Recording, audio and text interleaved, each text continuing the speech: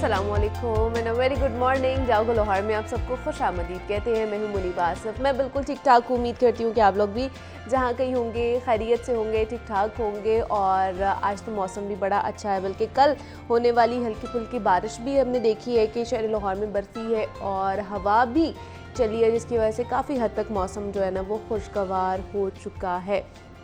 तो उसके हवाले से भी बात करेंगे, मौसम के हवाले से। लेकिन अभी अपने प्रोग्राम का आगाज़ करते हैं एक अच्छी बात के साथ कि जनाब या सोचना जो है ना वो इंसान की सबसे बड़ी खूबी होती है कि हमारी सोच, हमारी थिंकिंग, इंसान सोचकर कहानियाँ बना सकता है। और ये वो खूबी है जिसकी वजह से हमारे तहज़ीबों ने नशोनुमा पाई है। गो कि इंसानी अक्ल ने जो नित नए किस्म की राज अफशा किए हैं, इन सब के पीछे भी एक यही खूबी है। लेकिन जहाँ इसके इतने फ़ायदे हमें दिखाई देते हैं, वहाँ पे कुछ मनफी पहलू भी हैं जिन्हें इनफरादी सतह पर बहुत आसानी से देखा जा सकता है। हम देखते हैं कि जब हम एक चीज़ हासिल नहीं कर पाते हैं तो वो कैसे हमारे जहन और गुमान पर छा जाती है।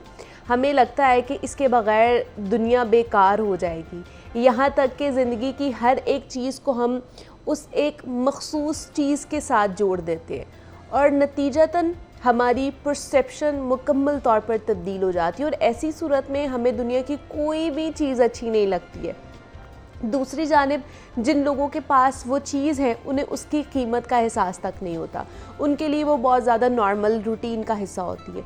उनके लिए अलग किस्म के मसले हैं, उनकी अलग कहानियाँ हैं जो उस महरूम शख्स की कहानी से बहुत ज़्यादा डिफरेंट है, बहुत ज़्यादा मुख्तलिफ है। अब इस सारे सिनेरियो में आप एक ऐसे शख्स को तसव्वुर करें जिसकी कहानी उन सबसे मुख्तलिफ है, जो चीज़ों की कीमत को उनकी असलियत में देखता है। गो कि ये इंसानी फितरत है हमारी कि हम चीज़ों को उनकी दस्तयाबी और उनकी महरूमी की बिना पर अहमियत देते हैं। अगर वो हमें मिल जाती है तो उसकी कदर व कीमत, उसकी अहमियत थोड़ी कम हो जाती है। और जब वो नहीं मिलती है तो हम ज़िंदगी में सिर्फ उसी के तसव्वुर के बारे उसी का तसव्वुर करते हैं, उसी के बारे में सोचते हैं और उसकी कदर करते हैं। पर उस ऐसे इंसान को तसव्वुर करें जो अपनी कहानी में हर चीज़ को उसकी जगह पर रखता है। उसकी ज़िंदगी तसव्वुर करें कैसी होगी। क्या वो खुश नहीं होगा? वो बिल्कुल खुश होगा। वजह यही है कि उसके लिए ज़िंदगी में एक चीज़ को माइनस करना, महज एक चीज़ को माइनस करना होता है, या किसी एक चीज़ का इजाफ़ा होना उसकी ज़िंदगी में, तो वो भी महज सिर्फ एक ही चीज़ का इजाफ़ा है। इससे बढ़कर उसके लिए कुछ भी नहीं है। उसकी खुशी ज़िंदगी का बहाव है जो कि एक मुकम्मल कहानी है। हमारे यहाँ पे क्या होता है, हमें एक चीज़ नहीं मिलती है ना तो हम अपनी ज़िंदगी में महरूम हो जाते हैं। हमें लगता है कि हमारी ज़िंदगी में बाकी सारी चीज़ें बेवक़्त हो गई हैं अगर वो चीज़ हमें नहीं मिली है। तो ऐसा नहीं होना चाहिए। अगर किसी चीज़ की हम ख्वाहिश कर रहे हैं, अगर वो हमें मिल जाती है तो वेल एंड गुड है, नहीं मिल रही है तो उससे शायद अच्छी चीज़ हमारा इंतज़ार कर रही हो, उससे हमारी ज़िंदगी तो नहीं रुकनी चाहिए, हमारी ज़िंदगी के बाकी मामलात तो नहीं रुकने चाहिए ना। हमारी ज़िंदगी बिल्कुल ख़त्म तो नहीं हो जाती अगर एक चीज़ हमें नहीं दस्तयाब होती है, उससे अगर हम महरूम हो जाते हैं किसी वजह से। तो इसलिए अपने आप को हौसला दे के आगे बढ़ाना चाहिए। ज़िंदगी में और भी बहुत सी चीज़ें हैं जो कि हमारा इंतज़ार कर रही होती हैं, बहुत सी खुशियाँ होती हैं जो हमारा इंतज़ार कर रही होती हैं और उनको हम निगलेक्ट कर देते हैं जस्ट बिकॉज ऑफ दिस कि हमें एक पीछे चीज़ नहीं मिली है। ऐसा नहीं होना चाहिए, उनको भी एक्सेप्ट करके आगे बढ़ना चाहिए। हम भी अपने प्रोग्राम में आगे बढ़ेंगे। और जनाब हम कुछ बात कर लेते हैं सेहत के हवाले से। ख़ासतौर पर जितनी ज़्यादा ज़िंदगी हमारी मसरूफ़ होती जा रही है और उनके लिए खाने पीने का ख्याल रखना बहुत ज़्यादा ज़रूरी भी हो जाता है और एक मुश्किल टास्क भी उन्हें लगता है। और ख़ास तौर पर वो लोग जो कि घर से बाहर होते हैं, काम में मसरूफ़ होते हैं, तो उनका दिल करता है जब कुछ खाने को तो वो कहते हैं जी हम क्या ही घर से बना कर लेकर जाएं, क्या ही तगोदो करें, बाहर से कुछ खा लेंगे, बाहर से कोई स्नैकिंग कर लेंगे, कोई ऐसी चीज़ खा लेंगे। फिर जब वो चीज़ें हम लोग खाते हैं उसकी वजह से फिर वज़न भी ज़्यादा होता है और फिर हमें टेंशन होती है कि वज़न भी बढ़ रहा है तो अब क्या करें। तो ऐसे में जितना हम मसरूफ़ रह रहे हैं, इसमें हमने मील प्रिपरेशन किस तरह करनी है, एक हफ़्ते की हम मील प्रिपरेशन करके किस तरह रख सकते हैं, उनमें क्या क्या चीज़ें ऐसी हो सकती हैं जो कि हेल्दी फूड ग्रुप्स आ जाते हैं और उनको क्या हम पहले भी कहते हैं ना कि थोड़ा बहुत कुक करके हम रख लें ताकि हमारे लिए बड़ा इजी टू कुक हो जाए बहुत सी चीज़ें। तो उन चीज़ों पे बात करेंगे। और उस पर बात करने के लिए हमारे साथ स्टूडियोज़ में डॉक्टर आयशा सिद्दीकी मौजूद है, जो कि क्लिनिकल न्यूट्रिशनिस्ट है, डाइटिशियन है। तो उनसे बात करते हैं। आयशा, आपको वेलकम कहते हैं जागो लाहौर में। कैसी हैं आप? ठीक है, अल्हम्दुलिल्लाह मैं ठीक हूँ। डॉक्टर आयशा, आजकल जितना हम मसरूफ़ अपनी ज़िंदगी गुजार रहे हैं कि हर कोई काम में मसरूफ़ होता है, फिर बहुत ज़्यादा आवरली कह लें कि ओवर टाइम भी लगा रहे होते हैं बहुत से लोग काम के मामले में, तो खाना पीना भूल जाते हैं। और अगर साथ कुछ लेके भी नहीं जाते तो हम फिर बाहर से स्नैकिंग कर रहे होते हैं, बाहर से कुछ बेकरी की मंगा ली, कुछ और मंगा ली। तो ऐसे में हम लोग किस तरह अपने मील्स डिसाइड कर सकते हैं या उनकी प्रेपरेशन कर सकते हैं घर में? बिल्कुल आपने सही कहा है कि अब हमारी जो लाइफ है वो इस तरह से फास्ट मूविंग हो गई है, जिस फास्ट पेस पे हम लोग चल रहे हैं। हम लोग सबसे पहले जो है वो अपने आप को इग्नोर कर रहे होते हैं, हमारी हेल्थ इग्नोर हो रही है, हमारे स्लीपिंग पैटर्न जो है वो इग्नोर हो रहे होते हैं और डिस्टर्ब हो रहे होते हैं। तो इस सिलसिले में मैं हमेशा अपने जितने भी पेशेंट्स होते हैं उनको भी हमेशा यही गाइड करती हूँ, और मेरी हमेशा इसी चीज़ पे जो है वो मेरा फोकस होता है कि अगर आपने कुछ पाना है तो आपको उसके लिए कुछ ना कुछ एफ़र्ट तो करनी पड़ेगी। आप बगैर कुछ एफ़र्ट किए या अपने कंफर्ट जोन से निकले बगैर कुछ भी नहीं पा सकते।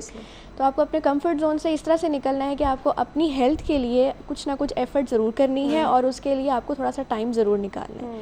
अब उस टाइम को आप किस तरह से मैनेज कर सकते हैं कि आप घर से जो रेडी टू ईट मील्स हैं वो आप प्रिपेयर करके लेके जा सकते हैं। फॉर एग्जांपल वो चीज़ें जो जिनके ख़राब होने का खदशा ना हो, वो चीज़ें आप अपने घर के लंच बॉक्स वगैरह के अंदर पैक करके साथ लेके जा सकते हैं। जिसमें सबसे ज़्यादा सूटेबल चीज़ें जो आती हैं वो सैंडविचेस हैं, सैलड्स की फॉर्म में आप जो है वो वेजिटेबल्स और फ्रूट्स का इंटेक कर सकते हैं। ये वो चीज़ें हैं कि जो अगर आप बाहर से कोई मील ले भी लेते हैं तो ड्यूरिंग मील्स या उससे पहले आप स्नैकिंग के लिए जो अनहेल्दी ऑप्शंस की तरफ जा रहे होते हैं, ये उनकी रिप्लेसमेंट में हेल्दी ऑप्शंस हैं। तो इट्स बेटर कि आप घर से थोड़ी सी एफर्ट करके ये चीज़ें पैक करके साथ लेके जाएं, क्योंकि आपका एक तो हेल्थ कॉम्प्रोमाइज़ हो रहा है बाहर की चीज़ें खाने से, प्लस ये कि ये चीज़ें आपके बजट के ऊपर भी जो है वो नेगेटिव इम्पैक्ट देती हैं, और वो वैसे भी आपकी सेहत के लिए अच्छी नहीं है ना, रोज़ रोज़ आपको बाहर से खाना।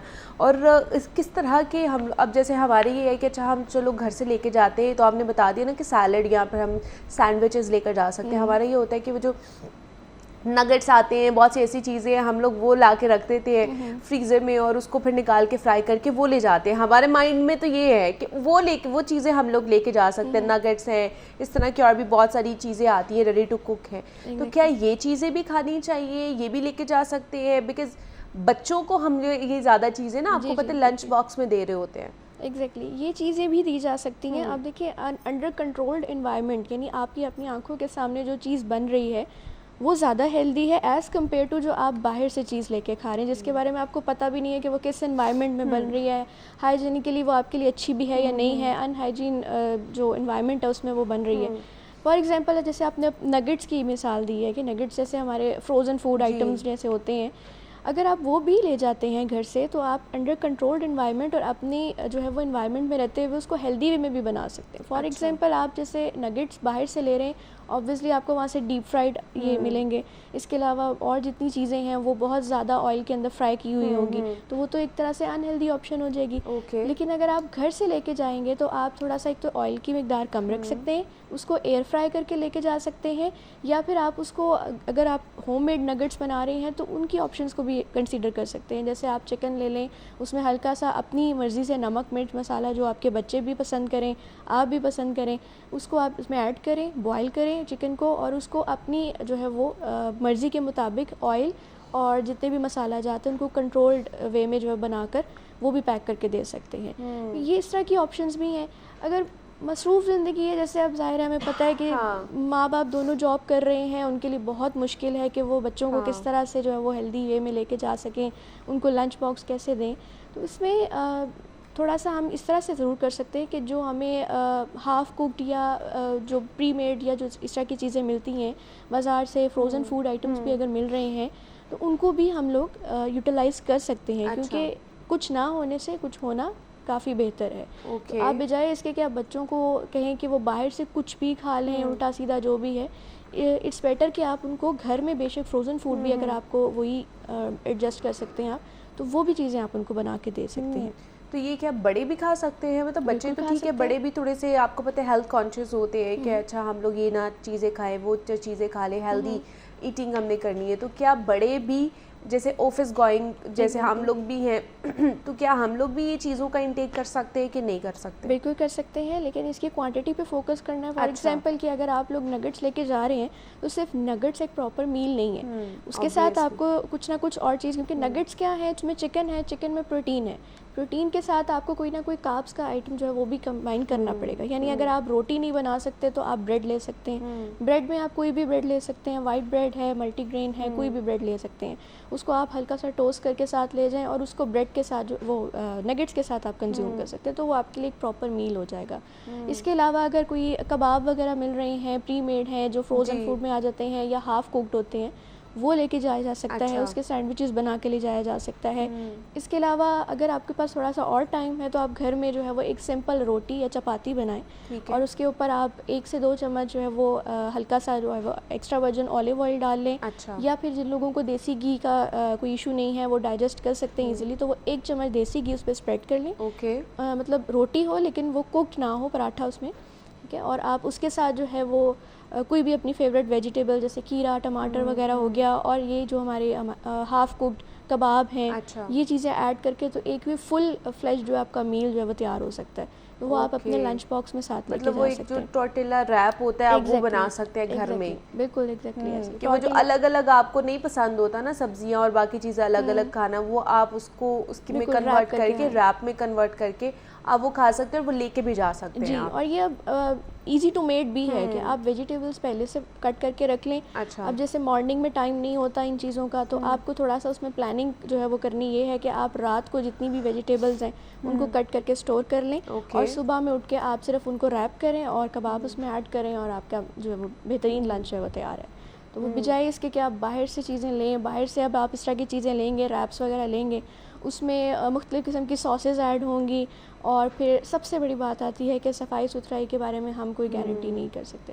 तो ये चीज़ें जो हैं अगर आप घर से थोड़ी सी एफर्ट कर लेते हैं तो आप हेल्दी वे में ये चीज़ लेके जा। अच्छा आयशा, अब जैसे हम घर में जब होते हैं तो डॉक्टर्स भी कहते हैं कि आपकी प्लेट में 5 एलिमेंट्स होने चाहिए पूरे, जिसमें प्रोटीन है, कार्ब्स है, फैट्स भी हैं, बाकी चीज़ें भी आ जाती है। लेकिन जब हम अगर साथ लेके जा रहे हैं तो उसमें हम लोग इन चीज़ों को किस तरह इनकॉर्पोरेट कर सकते हैं सारे एलिमेंट्स को? देखिए 5 फूड ग्रुप्स होते हैं जो आपकी एक प्लेट के अंदर जो है, या अगर प्लेट को भी नहीं कंसीडर करते तो एटलीस्ट आपके एक दिन में वो 5 जो फूड ग्रुप्स हैं वो लाजमी शामिल होने चाहिए, जिसमें फ्रूट्स एंड वेजिटेबल्स हैं। प्रोटीन में आप चिकन या जो दालें वगैरह हैं वो शामिल होती हैं। इसके अलावा कार्ब्स हैं, इसमें रोटी, चावल वगैरह ये चीज़ें आ जाती हैं। फ़ैट्स के अंदर गुड फैट्स अगर हम देखते हैं तो उसमें नट्स आ जाते हैं, ड्राई फ्रूट हो जाते हैं, इसके अलावा ऑलिव ऑयल है, ये चीज़ें आ जाती हैं।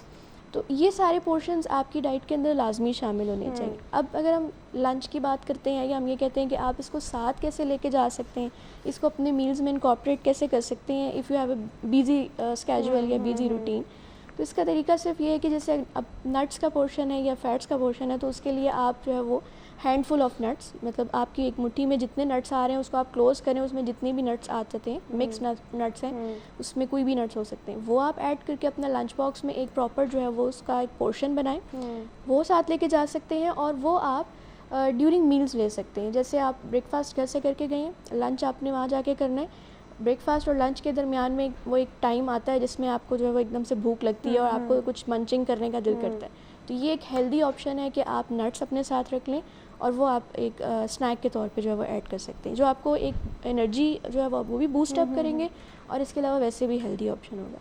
प्लस जैसे मैंने आपको टॉर्टिला की एक एग्जांपल दी है, होममेड टॉर्टिला है या रैप्स वगैरह हैं, या इवन जो घर में आप जो है वो पराठा रोल वगैरह बना लेते हैं, ये चीज़ें भी आप साथ लेके जा सकते हैं। और इसमें आपको इसी एक रैप के अंदर आपके 3 फूड ग्रुप्स जो है वो कवर हो रहे हैं ऑलरेडी। आपकी वेजिटेबल्स का पोर्शन भी जा रहा है, चिकन और दालें वगैरह यानी प्रोटीन है उनका पोर्शन भी जा रहा है, और इसके अलावा आपके कार्ब्स में जो है वो जो रैप है या रोटी या पराठा वगैरह वो भी ऐड हो रहा है। बाकी रह जाता है फ्रूट्स, तो फ्रूट्स के लिए जो है वो कोई मेरे ख्याल में ऐसा इतना प्रोटोकॉल की ज़रूरत नहीं है, वो तो हम साथ वैसे भी लेके जा सकते हैं, उस टाइम भी जाके कट कर सकते हैं, उसका ऐसा बहुत ज़्यादा टेंशन नहीं हमें होती है। एग्जैक्टली। और वाटर इनटेक तो ऑब्वियसली वो तो मस्ट है, उसके लिए आप घर से भी वाटर बॉटल लेके जा सकते हैं, या जो आपके पास जो भी ऑप्शन अवेलेबल है वो इनटेक आपने साथ साथ जो है वो कंप्लीट करनी है।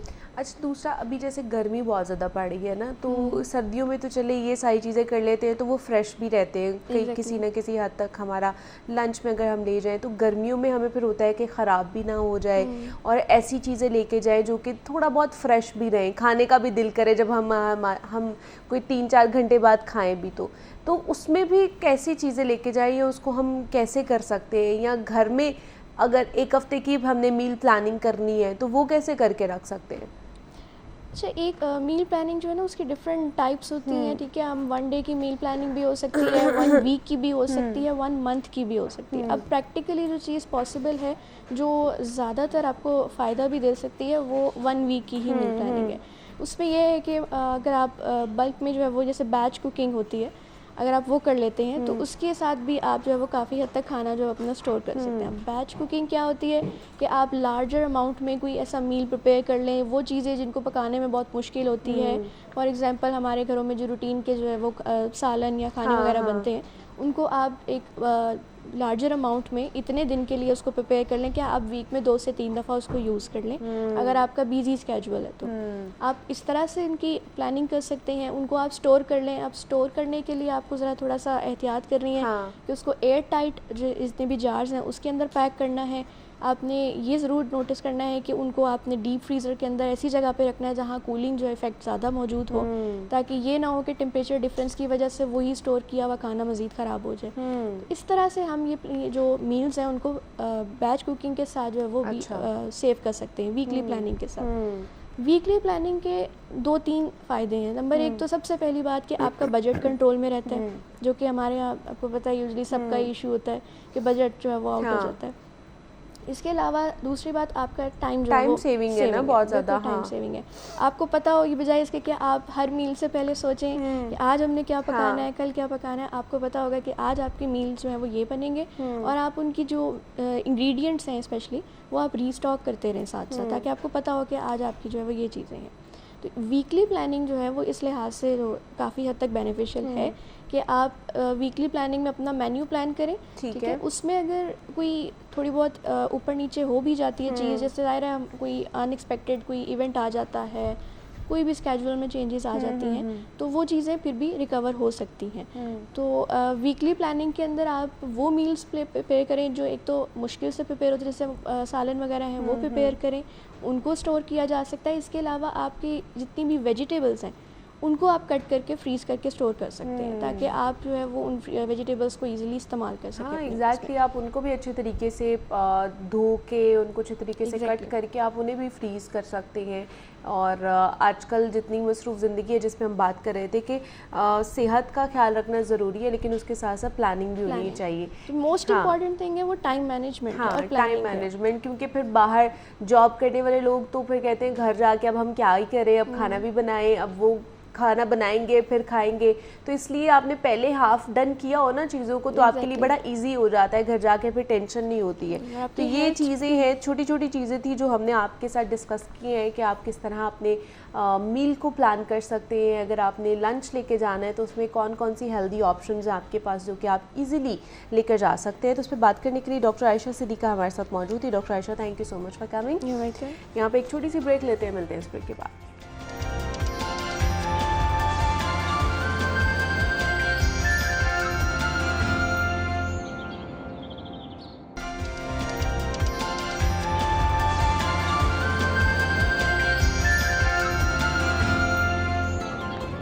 वेलकम बैक टू जागो लाहौर। जनाब, दुनिया भर में आज वर्ल्ड हीमोफीलिया डे मनाया जा रहा है और इस दिन को मनाने का मकसद ये है कि आवाम के अंदर इस बीमारी के मुतालिक आगाही फैलाई जाए और इस बीमारी में मुब्तला लोगों का साथ निभाना है।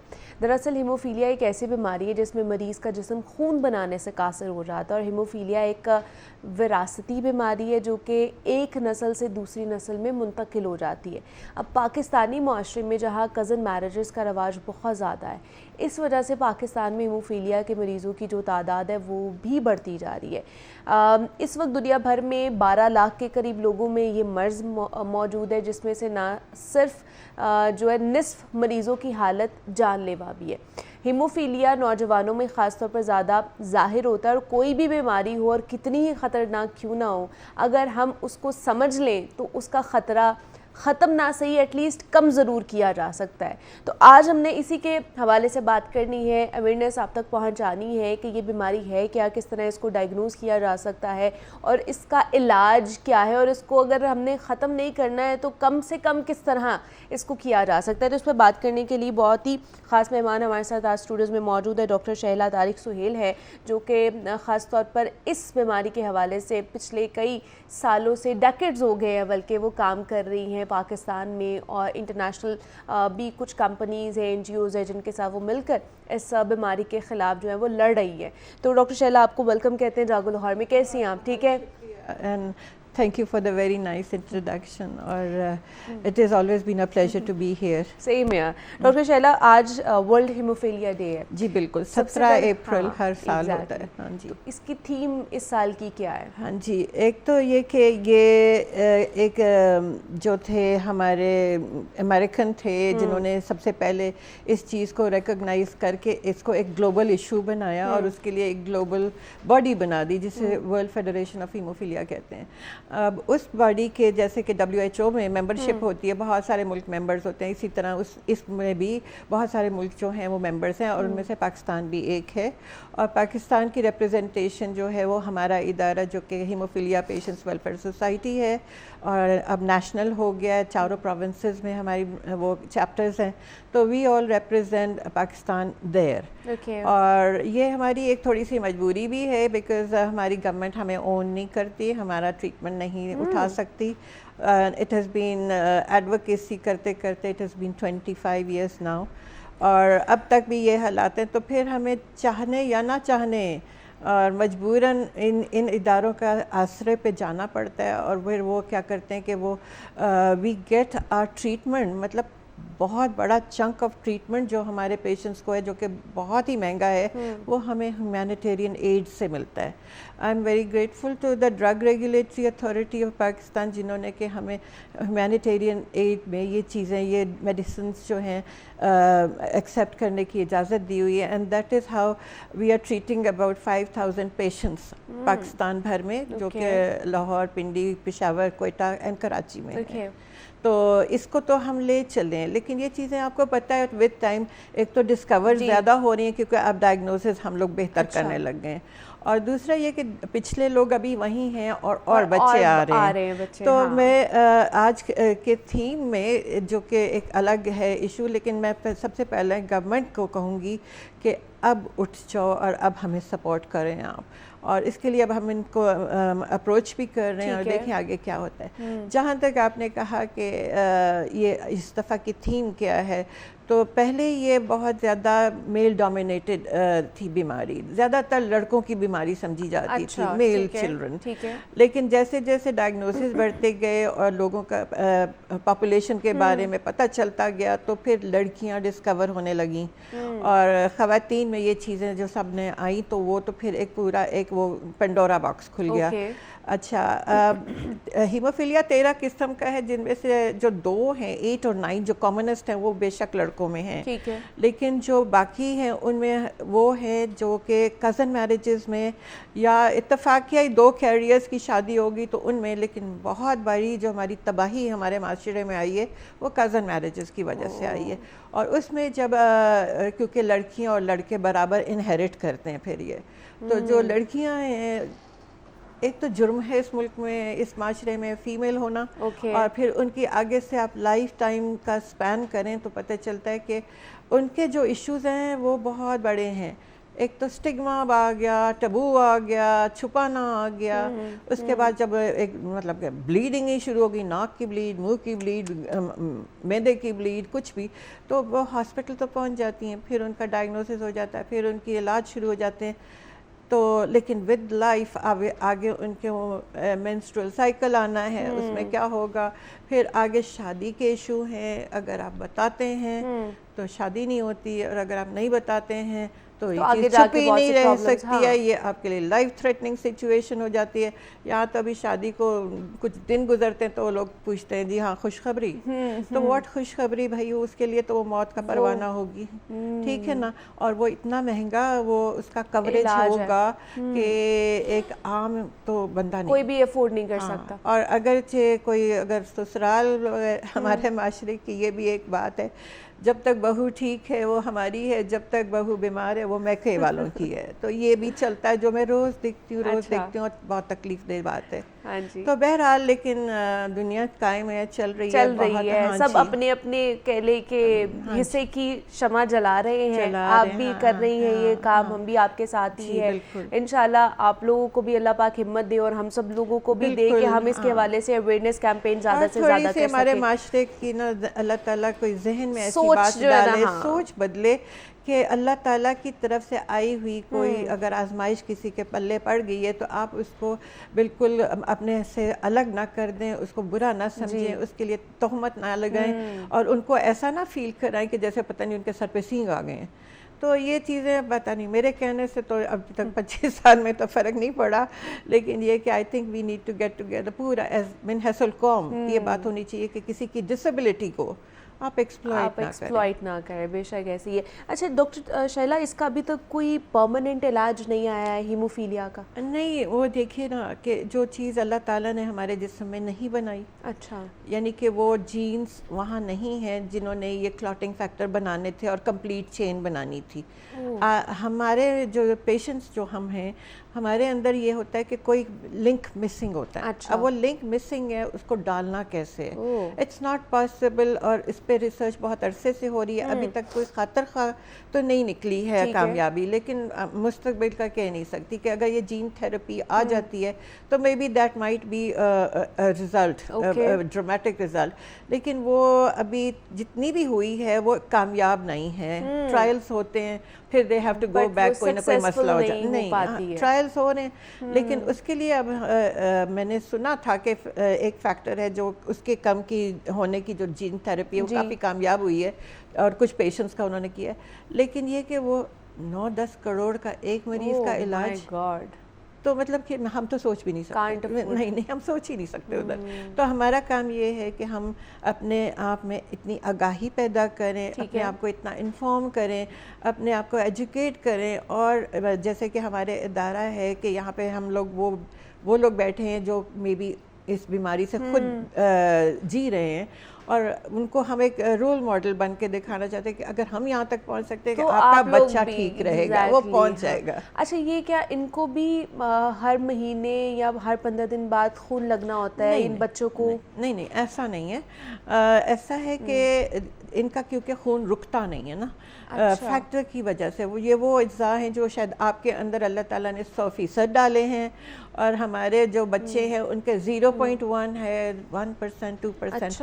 तो वो फिर उनको हम ना एक लेवल पे मसनूई तौर पे अतिया दिए हुए खून में से लेके एक हिस्सा जिसको प्लाज्मा कहते हैं, या कमर्शली प्रिपेयर्ड फैक्टर्स जो होते हैं वो लेकर के, और उनकी वो कमी उधर तक ले जाते हैं। अगर वो आते किसी सपोजिंग एक्सीडेंट से और मसला ख़राब, तो उस पर हम फिर उसका 100% नॉर्मल पे ले जाके खून बंद करके जो भी कुछ उसका ट्रीटमेंट करना है, ये बड़ा एक टेक्निकल सारा प्रोसेस। जब तक डॉक्टर शैला, जब आपको हुआ तो उसके बाद आपने फिर ये सोचा कि मैं इसी के मुतालिक चीज़ करूंगी और सारी यही बीमारी जो है ना, ये बहुत लंबी स्टोरी बढ़ेगी, 70 साल की स्टोरी है। इन एनी केस वो ये था कि मेरी डायग्नोसिस जो आजकल एक अगर 2.5-3 साल की बच्ची 2.5-3 महीने की भी अगर आती है कि जी इसने कल ये नाखून अपने नाक में मारा है और वो खून बहना नहीं, हाँ आ गई, तो उस वक्त मैं उनकी टेस्ट करके स्क्रीन करके विदिन 24 आवर्स पूरी हिस्ट्री के साथ, काउंसलिंग के साथ, हर तरीके के साथ, रजिस्ट्रेशन के साथ, इन्वेस्टिगेशन के साथ,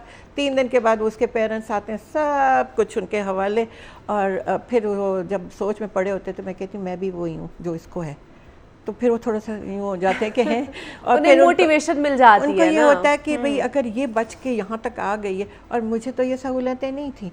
मेरी डायग्नोसिस तो हुई थी व्हेन आई वाज 27 और I had done my MBBS, और मैं बाहर, मेरे अम्मा अब्बा ने भेजा कि जाओ जाके एक तो अपने आप को पढ़ाओ लिखाओ, स्पेशलिस्ट बनो, और दूसरी ये चीज़ पता करो तुम्हें है क्या। Okay. So I went to the UK, और वहाँ जाके फिर मैंने जैसे ही अपने इम्तिहान वगैरह सेट करके, और उसके बाद फिर मैंने अप्रोच किया हॉस्पिटल, और वही हुआ कि 24 आवर्स के बाद दे टोल्ड मी कि जी आपको ये वाली type of hemophilia, von Willebrand है इसका नाम, और लड़कियों में होता है, कज़न मैरिजेस में होता है। अम्मी अब्बा कज़न थे, तो ये सारा जो था ये मामला तय हुआ, और उसके बाद बस फिर मैंने वो लेके अपनी पॉकेट में डाला, और मैंने फिर वहाँ पढ़ाई शुरू कर दी, और मेरी आंखें काफ़ी खुल गई कि भाई ये ऐसा कुछ नहीं है जो हमारे यहाँ इतना हवा है। सही है कि मतलब इसका इलाज मुमकिन है, आपकी सपोर्टिव इलाज इतना अच्छा है कि I mean if I can get to this age, और ये बात नहीं है कि मेरे लाइफ में कोई क्राइसिस नहीं है। हर दफा अम्मी कहती है तुम नीली पीली होके जाती थी अस्पताल, और वापस मैं सोचती थी अगला सांस आना है कि नहीं आना, और वो आ जाता था। बस ये है कि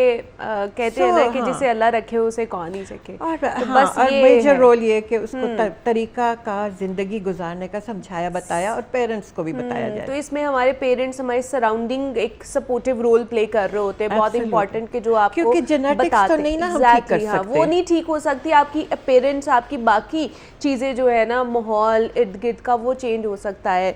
तो डॉक्टर शैला, हम आपके साथ हैं, बेस्ट ऑफ लक।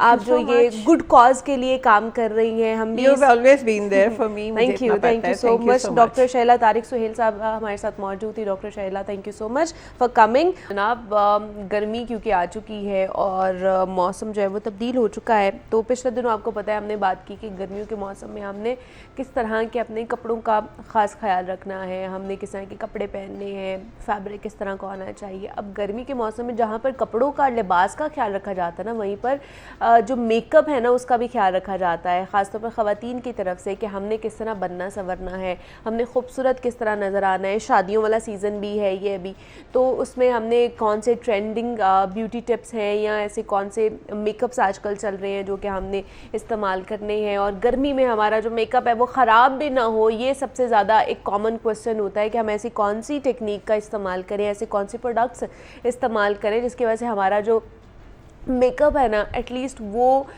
ख़राब ना हो, या फाइन लाइंस ना दिखे, या जो क्रैक्स आ जाते हैं वो ना हो। तो इस पर आज हम बात करेंगे। इस पर बात करने के लिए अमाना शहजाद हमारे साथ स्टूडियोज़ में मौजूद है, जो कि ब्यूटी टिप्स आज हमें देंगी कुछ। तो हमारा आपको वेलकम कहते हैं जागो लोहार में। कैसी हैं आप? ठीक है, शुक्र अल्लाह का, आप सुनाएं। मैं भी बिल्कुल ठीक ठाक। हमारा गर्मी इतनी ज़्यादा पड़ रही है, इतनी ज़्यादा पड़ी है, अब आगे आने वाले दिनों में क्या ही हाल होगा, और उसमें हमारी स्किन का क्या हाल होने वाला है। जी, स्किन केयर जो है वो भी मेकअप के साथ साथ बहुत ज़्यादा इंपॉर्टेंट है, लेकिन ये है कि मेकअप का जब हम यूज़ करते हैं समर में, तो हमें लाइट वेट फाउंडेशंस जो यूज़ करनी चाहिए। अच्छा, सनस्क्रीन का यूज़ करें, ठीक है, उसके बाद लाइट वेट फाउंडेशंस यूज़ करें। और लेकिन ये है कि मेकअप करने के साथ साथ आपको डेली रूटीन में भी अपनी स्किन केयर करनी चाहिए। अच्छा, हाँ, डेली आप अगर एक्सफोलिएशन नहीं कर सकते तो एटलीस्ट आप ऑल्टरनेट डेज में कर लें। जब एक्सफोलिएशन आपकी स्किन की होगी, डेड स्किन रिमूव होगी, तभी आपकी स्किन जो है वो ग्लो भी करेगी। पानी का यूज़ ज़्यादा करें, ठीक है। उसके बाद ये कि मेकअप में अगर देखा जाए तो आइज़ मेकअप में आप जो है बहुत ज़्यादा पेस्टल्स कलर यूज़ कर सकते हैं, like lavender colour, mint green और पीच, मेरा बहुत फेवरेट कलर, आपने भी वही लगाया हुआ आइज़ पे, आज मैंने भी। इस तरह के आई कलर आप यूज़ कर सकती हैं, सॉफ्ट से, ठीक है। हाँ, लाइट सा टिंट यूज़ कर लें, और ब्रॉन्जर ज़्यादा यूज़ करें, बहुत ज़्यादा फेयर फाउंडेशन की तरफ ना जाएं, क्योंकि आपको पता है सनलाइट में जब हम बहुत ज़्यादा फेयर फाउंडेशन बना के बाहर निकलते हैं और ज़्यादा वो अजीब सी आपकी लुक आ जाती है। तो आपने कहा लाइट फाउंडेशन यूज करें। बिल्कुल, लाइट फाउंडेशन में बीबी क्रीम आ जाती है, या कौन सी जो रेगुलर फाउंडेशन होती है वो वाली यूज अच्छे करें? ब्रांड्स की कोई भी वेलवेटी फाउंडेशंस लें, क्योंकि देखें आजकल हर कोई कहता है कि हमारी जो स्किन है वो फ्लॉलेस लगे। हाँ, ठीक है। अब मैटिफाई प्राइमर यूज करके ऊपर फ्लॉलेस फाउंडेशन के लिए आप जो भी फाउंडेशन यूज करें उन पे मेंशन हुआ होता है। अच्छा, ठीक है, कि वेलवेटी फाउंडेशन ले लें, लाइट वेट फाउंडेशन हो, हाई कवरेज वाली ना लें, लाइट वेट फाउंडेशंस यूज कर लें आप समर में। और अगर आप आइज़ पे बहुत ज़्यादा न्यूड शेड यूज़ कर रहे हैं, तो अगर आपका दिल कर रहा है तो आप जो लाइनर है वो थोड़ा सा ग्राफिक लाइनर्स यूज़ कर लें, ठीक है। उसमें आप लाइनर्स में भी जो है वो इलेक्ट्रिक ब्लू कलर, अपने ड्रेस पे भी डिपेंड करते हैं, जैसे आपने ग्रीन अगर वेयर किया है तो आप उसके साथ ब्लू कलर का लाइनर कर सकती हैं। अगर आपका बिल्कुल प्लेन ग्रीन सॉलिड कलर आपने पहना हुआ है तो ये थोड़े से ट्रेंड है। उसके अलावा आप ग्लॉस यूज़ कर सकती हैं लिप ग्लॉस में, कि आपकी जब बहुत ज़्यादा आपने मेकअप जो है वो सॉफ्ट किया हुआ है, एटलीस्ट आपके लिप्स थोड़े से ग्लॉसी हो जाएं, फ्रेश लुक आ जाती है। तो वो आपने, अच्छा दूसरा क्या, ये तो आपने बता दिया कि लाइट वेट आप लोगों ने फाउंडेशन यूज़ करनी है, लेकिन फिर कहते हैं लोग कि हमें पसीना, बहुत से लड़कियां जिनको बहुत ज़्यादा स्वेटिंग होती है और उनकी बेस ख़राब होना शुरू हो जाती उसमें है, ये तो कि उसके जब लिए वो क्या करें? जब वो फाउंडेशन अप्लाई कर लेती हैं तो उसके बाद अपने पफ स्पंज जो होता है जिससे वो फाउंडेशन लगाते हैं, अच्छा, स्पंज को हल्का सा फिक्सिंग स्प्रे लगा के उससे एक दफ़ा टैप टैप कर लें और बाद में फाइनल मेकअप करने के बाद भी हल्का सा फिक्सिंग स्प्रे यूज़ कर लें। उससे भी आपकी जो फाउंडेशन है वो काफ़ी टाइम तक लास्ट करती है। ठीक है, मतलब वो पसीने वाला जो हाँ, वो प्रॉब्लम नहीं है ना, आता। वो हो फिक्सिंग जाएगा। स्प्रे और जो आप पाउडर यूज़ करते हैं कॉम्पैक्ट पाउडर, हाँ। उसमें भी बहुत से ऐसे आपको फेस पाउडर अब तो मार्केट से मिल जाते हैं जो आपको स्वेटिंग नहीं होने देते। अच्छा, अच्छा, ऐसे भी आगे हुए जी हैं बिल्कुल, पाउडर? बहुत से फेस पाउडर ऐसे हैं जो आपको स्वेटिंग कंट्रोल करते हैं और आपका जो मेकअप है वो लॉन्ग टाइम तक चलता है। वाह जी वाह, क्या बात है। तो ये डिफरेंट टेक्निक्स हैं। अच्छा, इनको भी करने की टेक्निक होती है या जो यूजुअली हर ये कोई देखे कर ना, सकता अब फिक्सिंग स्प्रे हर कोई क्या करता है, बस लास्ट पे ऐसे टचअप कर देता है। हाँ। मैं कहती हूँ कि आपको मेकअप करते हुए मिड में भी एक दफ़ा फिक्सिंग स्प्रे स्पंज पे, जब आपने फाउंडेशन अपनी लगा ली है, ब्लश ऑन कर लिए, एक दफ़ा आप स्पंज को भी फिक्सिंग स्प्रे लगा के हल्का सा टैप टैप कर दें, बाद में फिर फाइनल में आप फिक्सिंग स्प्रे का यूज़ कर लें, तो वो ज़रा आपकी फाउंडेशन जो है वो ज़्यादा टाइम तक लास्ट करती है। और फाउंडेशन को ग्लोई दिखाने के लिए फिर क्या करें? उसमें आप अगर हाइलाइटर का यूज़ करते हैं तो बहुत ज़्यादा कम करें, लाइक जस्ट चीक बोन पे कर लें, नोज टिप पे कर लें।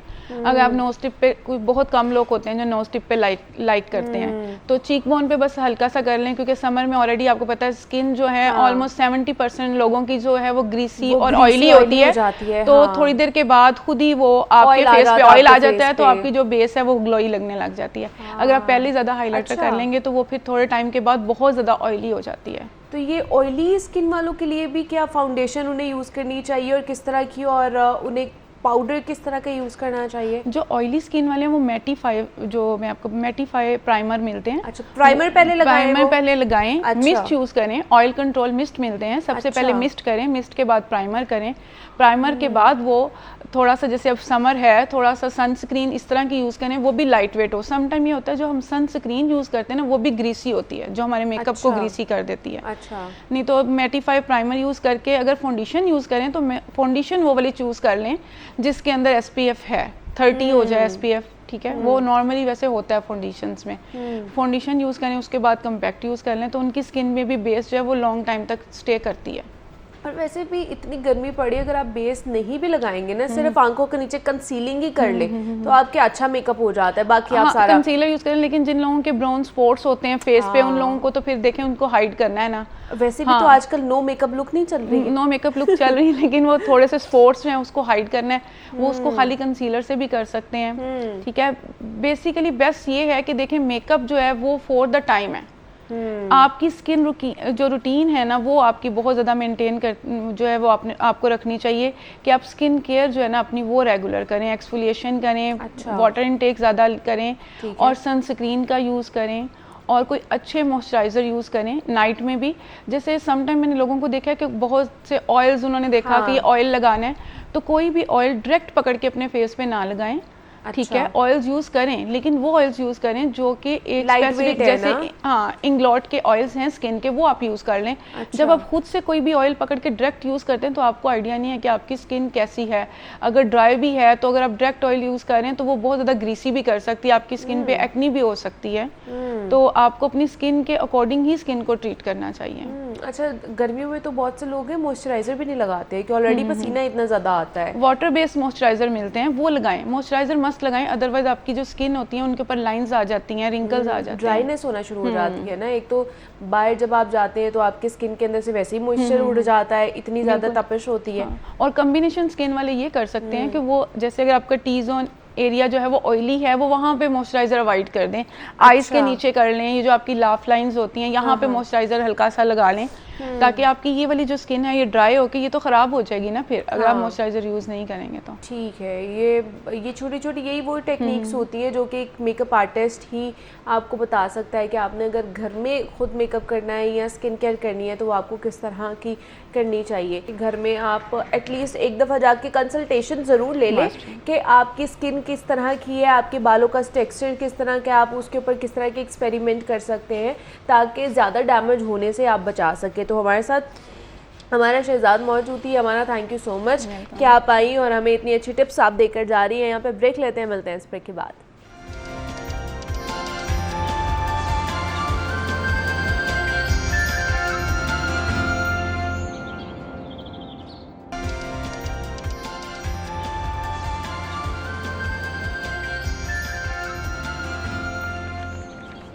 वेलकम बैक टू जागो लाहौर। जनाब, अब कुछ पंजाब असम्बली इजलास के हवाले से बात कर लेते हैं। गुज़श्ता रोज़ जो है ना पंजाब असम्बली का इजलास हुआ है और उसमें कुछ अहम चीज़ें भी डिस्कस की गई हैं, ख़ास तौर पर गंदम के हवाले से। उसकी कीमत का तयन आपको पता है कि लास्ट ईयर भी नहीं हुआ और इस साल भी अभी तक तो फ़िलहाल नहीं हो पाया है, लेकिन वज़ीर आला पंजाब की तरफ से कुछ अहम ऐलानात हमारे सामने आए हैं। उन्होंने ये कहा है कि जनाब जो है ना वो किसानों को उनका मुआवजा ज़रूर मिलेगा, वो इतनी मेहनत कर रहे हैं और अगर काश्तकार ने गंदम लगाई है तो फिर उसका मुआवजा उसको ज़रूर दिया जाएगा। तो क्या अहवाल था और किस तरह के अहम जो फ़ैसले हैं वो किए गए हैं पंजाब असम्बली में, इस पर बात करनी है हमने। इस पर बात करने के लिए हमज़ा खुर्शीद हमारे साथ स्टूडियोज़ में मौजूद है, नुमाइंदा लाहौर न्यूज़ है, उनसे बात करते हैं। हमज़ा, आपको वेलकम कहते हैं जागो लाहौर में। कैसे हैं आप? ठीक है, अल्हम्दुलिल्लाह।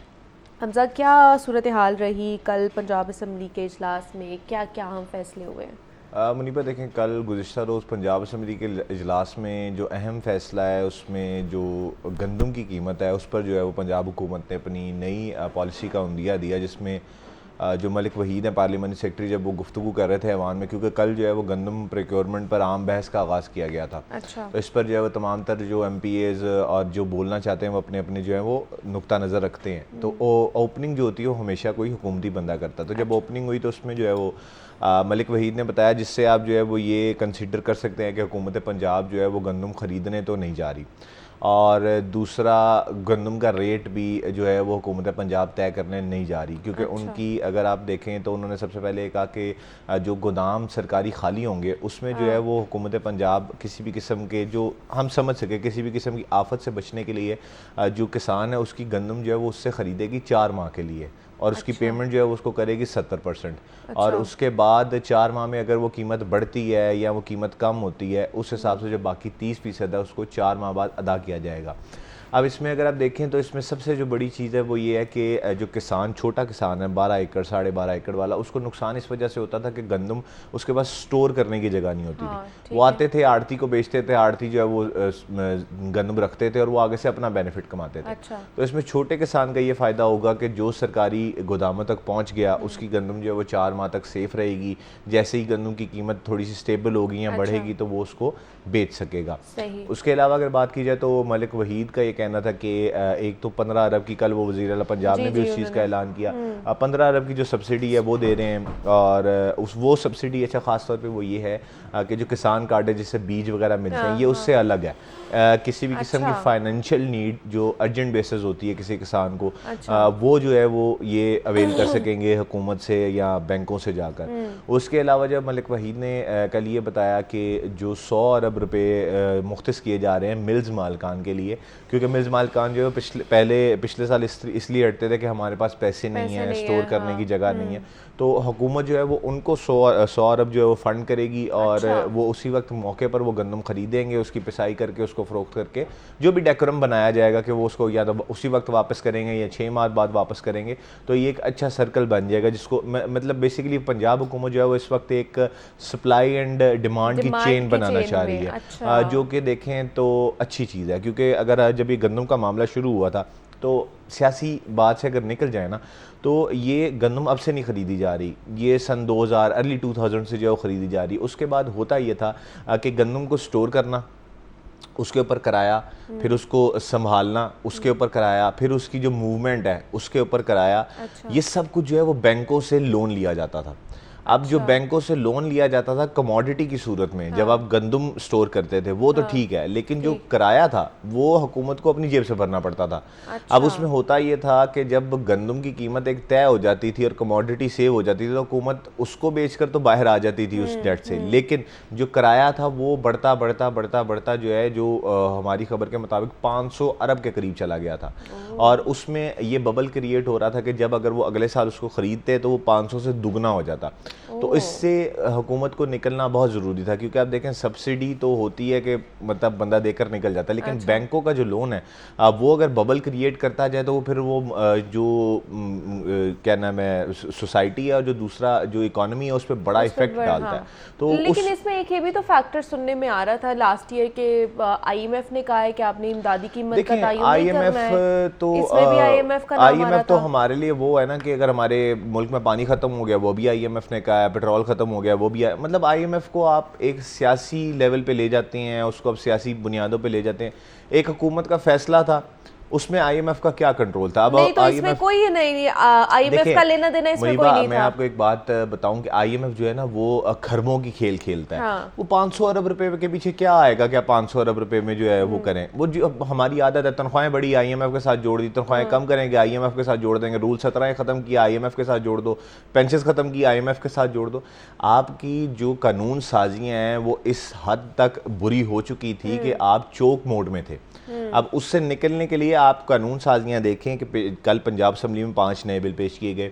कल पिछले इजलास में पंजाब असम्बली में तकरीबन 8 के करीब नए बिल पेश किए गए जिसमें तरामीम है, कानून साजियां। उसकी वजह क्या है कि आपके ही ये सियासतदान ऐसी कानून साजियां करके गए हैं कि आप चोक होल्ड में हैं। आपने आज तक की कोई कानून साजी नहीं की कि जो 1970 की गाड़ी सड़क पर चलने के लिए चलने वाली है वो मौत की वजह बन रही है लोगों की। तो उसके लिए अच्छी चीज़ है कि हुकूमत कम से कम जो है वो कोशिशें कर रही है। अब कल जो 4 अमेंडमेंट्स तरामीम पेश हुई हैं वो सिर्फ मोटर व्हीकल एक्ट 1965 की हैं, जिसमें हुकूमत जो है वो ये कोशिश कर रही है कि जो ट्रैफिक की वजह से जो स्मोक का इशू होता है उसको जो है वो बेहतर किया जा सके। उसमें मुख्तलिफ कवानीन लाए जा रहे हैं, उसमें जो है वो फोर्स बनाई जा रही है। फिर उसके बाद जो चलान है वो बढ़ाए जा रहे हैं। तो एक अच्छे इकदाम है। अगर आप गंदम के मामले पर रहें तो गंदम जो है वो हुकूमतें अपने पास सिर्फ आफात से बचने के लिए सेव करके रखती हैं। ये मेरी नज़र में नहीं आया कि हुकूमतें जो है वो उसका रेट भी तयन करें, फिर हर चीज़ का रेट तयन करें, उस हिसाब से वो फ़रोख्त हो। हुकूमतें तो होती हैं चीज़ें बेहतर करने के लिए। अब अगर आप कहें कि जो पुराने गलत फैसले हैं उसी के आप ऊपर लिंगर ऑन करते जाएँ और जब तक आप पूरे तरीके से बर्बाद ना हो जाएँ, जो कि इस दफ़ा भी हम लोग हुए हैं। हाँ, हुकूमत का ये गलत फैसला था कि हुकूमत ने पहले ऐलान किया कि हम जो है वो 3900 रुपये पे गंदम लेंगे, फिर उसके बाद वो बैक ऑफ कर गए। उसकी वजह ये हुई कि आपका जो तकरीबन 70% किसान है वो गंदम ही उगाता है। हाँ, वो उसको अगर आप सिर्फ उस बेस पे उस हद तक कहें कि वो गलत फैसला था तो वो मैं तस्लीम कर सकता हूँ गलत फैसला था। लेकिन अगर आप कहें कि हुकूमत का गंदम ना खरीदने का फैसला वो गलत है तो वो किसी सूरत गलत नहीं है। उसकी वजह ये है कि आपकी गंदम जब फ्री मार्केट होगी, ओपन मार्केट होगी, आप उसको एक्सपोर्ट भी कर सकेंगे, आप उसको दूसरे सूबों में भी भेज सकेंगे। किसान कहते हैं फिर हमें उतना पैसा उसकी कीमत नहीं मिलती है ना, औने पौने दामों पर हमें बेचनी पड़ती है। मुनीबा, इसीलिए जो 4 माह सेव करने वाला प्लान है ना, अगर तो ये कर जाते हैं तो मेरी नज़र में बहुत अच्छा प्लान है, क्योंकि उसकी कीमत सिर्फ इस वजह से नहीं मिलती कि छोटे किसान के पास गंदम रखने की जगह नहीं होती।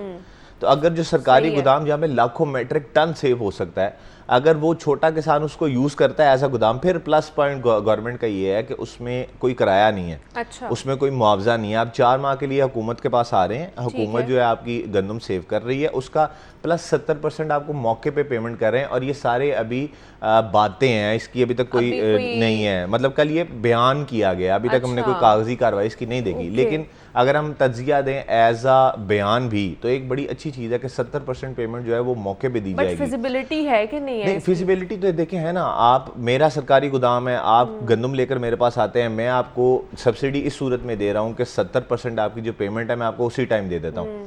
अब मेरे पास आपकी कमोडिटी भी सेव है, आपके पास आपके 70% पैसे है, आप घर जाकर अपने खेत में जाकर दोबारा से नई फसल काश्त कर सकते हैं। 2 मसाइल आते थे, एक गंदम रखने की जगह नहीं है, दूसरा गंदम बिकती नहीं है। गंदम बिकती नहीं है तो उसकी वजह से मसला क्या होता है कि नया जो फसल है उसको नहीं लगा सकते। जब आपको 70% एक कह लें कि एक किस्म का कर्ज मिल रहा है, आप कमोडिटी रखवा के, तो आप उसमें अपना अपनी फसल लगा सकते हैं। और फिर 4 माह में अगर आपकी जो गंदम है वो बढ़ जाती है तो आप जो बाकी 30% है वो मुनाफे के साथ हुकूमत से ले भी सकते हैं। फिर हुकूमत जो है उसको कहीं ना कहीं मैनेज भी करेगी। फिर उसके बाद जो शॉर्टेज आती थी मिल्स मालकान की ख़रीदारी की तरफ से 100 अरब रुपया उधर फंड किया जा रहा है कि गंदम खरीद कर जो है पिसाई करके जो भी आगे मैटर हो उसको किया जाए। फिर उसके अलावा जो पहले था कि जी सूबे के अंदर अंदर या ज़िले के अंदर अंदर आपने एक्सपोर्ट इम्पोर्ट करनी है, इससे बाहर नहीं जाएगी। कल मलिक वहीद का कहना ये है कि हम वो पाबंदी खत्म कर रहे हैं। मतलब अगर आपको रेट यहाँ पे कम मिल रहा है आप दूसरे सूबे में बेचना चाहते हैं कर सकते हैं, आप बेच सकते हैं। और ये आप देखें कि ये बहुत पहले होना चाहिए था। उसकी वजह ये है कि हुकूमतें सिर्फ और सिर्फ, जो मैंने देखा, मैं गलत भी हो सकता हूँ, लेकिन हुकूमतें सिर्फ और सिर्फ आफाती जो सूरत हाल है उनसे बचने के लिए गंदम अपने पास खरीद कर स्टोर रखती हैं। हुकूमतें कभी भी कारोबार नहीं करती। हुकूमतें पॉलिसी बनाती हैं, कानून साजी करती हैं। यहाँ पर तो कारोबार खुला होता है, जी हमने यहाँ से बाहर नहीं जाने देना, हमारे पास शॉर्टेज हो जाएगी, हम लेकिन से रखेंगे, हम बाहर से मंगवा लेंगे। आपका काम नहीं था। अब वो अगर उसको हुकूमत अच्छी तरफ लेकर जा रही है तो ये एक अच्छा इकदाम है। उसमें अगर किसान का भला होता है तो एक अच्छी चीज़ है। अब आप ये देखें कि आपकी गंदम जो इजाफी बनती है, जो सड़कों पर ज़ाया होती है, अगर वो स्टोर हो जाए गंदम हुकूमत के गोदामों में और उसको जो है एक्सपोर्ट करने की आपको अगर मिले ताकत, इजाज़त मिले, तो आप कहाँ से कहाँ चले जाएंगे। आपको ज़रूरत नहीं पड़ेगी 2100-2200 रुपये में। इसके ऊपर अमल दरामद करना बड़ा देखिए इजी भी है। मुनीबा, बातें हर बात बहुत बड़ी है। हुकूमत की हर बात बहुत बड़ी है और मैं इसी वजह से परेशान रहता हूँ कि जो भी बात करते हैं बहुत बड़ी करते हैं। लेकिन जो चीज़ें हम जिस तरह जाते हुए देख रहे हैं वो अच्छी हैं कि कम से कम कोई बात तो कर रहा है ना। आप बुज़दार दौर में तो नहीं बैठे हुए जो प्राइम टाइम मीडिया पर आ कहते थे मैं अभी आहिस्ता आहिस्ता सीख रहा हूँ। 12 करोड़ की आबादी है और उसको वो अभी आहिस्ता आहिस्ता सीख रहे हैं वज़ीर आला पंजाब। कम से कम कोई इनिशिएटिव तो ले रहा है। आगे जाके चीज़ें तो बन रही हैं। जो आप इस चीज़ से अब आपको निकलना होगा कि हुकूमत कैसे आई, किस तरह नहीं आई, क्योंकि जो बाजी लगाते हैं ना वो भी इसी तरीके से आए थे। उससे पहले आने वाले जो बातें करते हैं ना वो भी इसी तरीके से आए थे। इस मुल्क को इस वक्त जो आपकी फाइनेंशियल कंडीशन है, कम से कम 10 साल 15 साल एक स्टेबल सियासत या पावर चाहिए। उसके अलावा आप चोक होल्ड कर जाएंगे, आप खसारे में चले जाएंगे। तो ये चीज़ें जो है वो बड़ी अच्छी हैं। कम से कम इतना आपको समझ, मुझे मेरी हैसियत में अपने तक ये ज़रूर समझ आता है कि बातें जहाँ होती हैं ना वहाँ चलें 100% काम नहीं होता, कम से कम 20% तो होगा। ये कौम वो है जिसको पिछले 5 सालों में 10% भी कोई चीज़ नहीं मिली। अगर उसको 5% भी मिलता है तो कम से कम चले हम शुक्र करेंगे कि यार हमें कोई ना कोई सड़क हमारी बनी है, कोई ना कोई हमारी जो रिवैम्पिंग्स हो रही हैं वो हो रही हैं। अब उसमें मुद्दा ये है कि एक बंदा काम कर रहा है तो दूसरा बंदा मुद्दा ये उठा लेता है कि भाई तख्ती आप अपने नाम की क्यों लगा रहे हैं। आप अपने दौर में कर लेते, आपने भी वही करना था।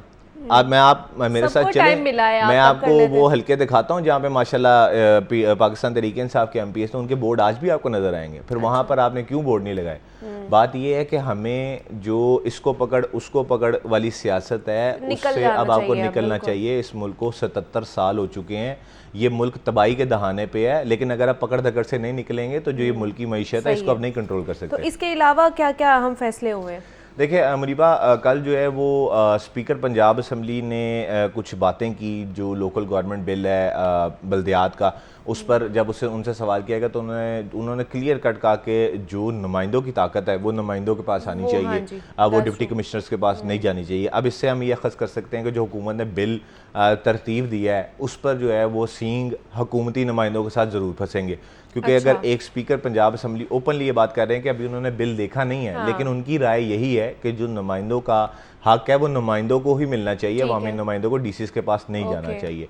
फिर उसके बाद मेरी जो है वो बातें सियासी जो रहनुमा है नून लीग के उनसे भी, उनका भी यही कहना था कि जो ख़ास तौर पे साउथ पंजाब या आउटसाइड ऑफ लाहौर है उनका यही ज़हन है कि डीसी जो है वो उनको काबिल कबूल नहीं है। और इसमें अब जो बिल है अगर आप उसकी बात कर लें तो उसमें जो है वो अभी तक जो हमने देखा वो तो कमेटी के पास है ना अभी तक, और उन्होंने बिल कमेटी के पास है। बिल ने वो उसको पढ़ने के लिए 3 महीने मांगे हुए हैं। 3 महीने बाद उन्होंने पढ़ने के लिए जुलाई तक उन्होंने कहा है पढ़ने के लिए नहीं मांगे। जब भी कोई बिल पंजाब असम्बली में पेश होता है तो उसको पंजाब असम्बली की जानिब से 2 माह के लिए कायमा कमेटी के पास भिजवाया जाता है। और कायमा कमेटी उस पर अपनी एक रिपोर्ट तरतीब देती है। उसको बेसिकली ब्रीफ किया जाता है कि इसमें क्या क्या क्या क्या हो रहा है, इसके प्रोज एंड कॉन्स क्या हो सकते हैं, और उसको हाउस में लाया जाता है। हाउस बाकायदा उसको पढ़ सकता है, उस पर बहस कर सकता है, उस पर राय शुमारी कर सकता है।